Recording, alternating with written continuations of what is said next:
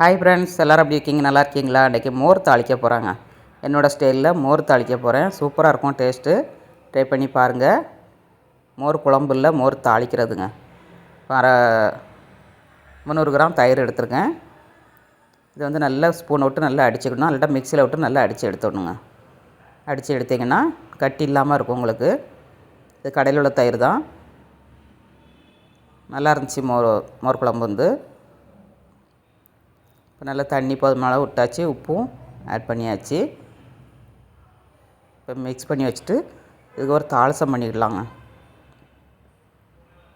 இப்போ கடாயை அடுப்பில் வச்சுட்டு தாளிசம் பண்ணிடலாம். கடாயில் வந்து 2 ஸ்பூன் தேங்காய் ஆட் பண்ணிக்கோங்க.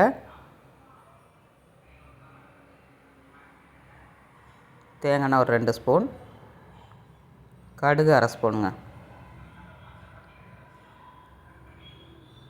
எண்ணெய் நல்லா ஹீட்டாக விட்டு கடுகு 1/2 ஸ்பூன் போட்டுக்கோங்க. இஞ்சி ஒரு விரல் அளவுக்கு, ஒரு இஞ்சி அளவுக்கு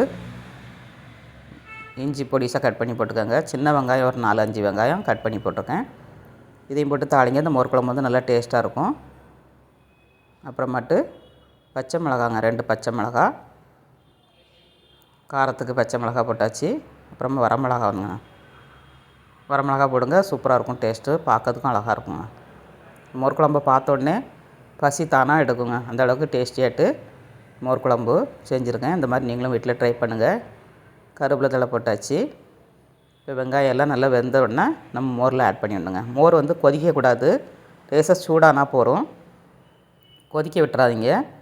இதில் 1/2 ஸ்பூன் மஞ்சள் தூள், 1/2 ஸ்பூன் வரமிளகாத்தூளுங்க போட்டிங்கன்னா சூப்பர் டேஸ்ட்டில் கிடைக்குங்க. இந்த மாதிரி மோர் குழம்பு நீங்கள் வாழ்க்கையில் சாப்பிட்ருக்கவே மாட்டீங்க. அந்த அளவுக்கு டேஸ்டியாக கிடைக்கும். ட்ரை பண்ணி பாருங்கள். 1/2 ஸ்பூன் வரமிளகாத்தூளும் போட்டாச்சு. இதையும் லைட்டாக அடுப்பை மீடியமாக வச்சுட்டு ஃப்ரை பண்ணிக்கோங்க. அடுப்பு ஸ்பீடாக இருந்தால் தீஞ்சிரும். கரெக்டாக அடுப்பை ஆஃப் பண்ணிடுங்க. அடுப்பை ஆஃப் பண்ணிவிட்டு இப்போ மோரில் ஆட் பண்ணிடலாம். மோர் அடுப்பில் வச்சுட்டு மோரில் ஆட் பண்ணிடலாங்க. சூப்பராக இருக்குது பாருங்கள். பார்க்கையிலே லைட்டாக சூடு பண்ணால் போதும். கொதிச்சிச்சின்னா தெரிஞ்சிருங்க. கொதிக்க விட்டுறாதீங்க. இப்போ அடுப்பை ஆன் பண்ணியாச்சு.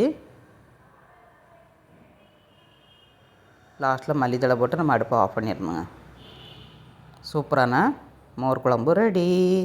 என்னோடய ஸ்டைலில் மோர் குழம்பு வச்சுருக்காங்க. ஸ்டவ்வோடு சமைக்கும் போது அன்போடு சமைக்கணுங்க. அன்போடு சமைச்சிங்கன்னா சுமாராக இருக்க மோர் குழம்பு கூட சூப்பராக இருக்குங்க.